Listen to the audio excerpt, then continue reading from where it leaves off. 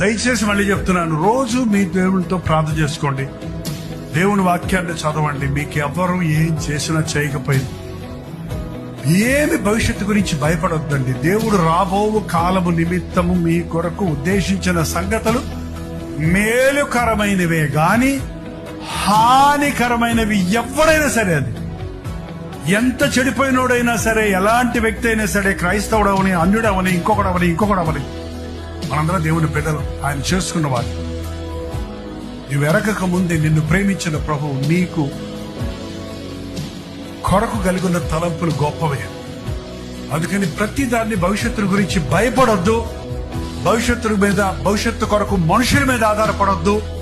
నాకు డిగ్రీలుంటే బతికిపోతాను, నాకు డబ్బులుంటే బతికిపోతాను, నాకు ఇల్లు ఉంటే క్షేమంగా ఉంటాను, నాకు ఇతర దేశంకి వెళ్ళి సెటిల్ అయిపోతే నాకు ఇంకెవరికి తొంట ఉండదు అనే ఆలోచనలతో మనుషులు నిండిపోతాడు.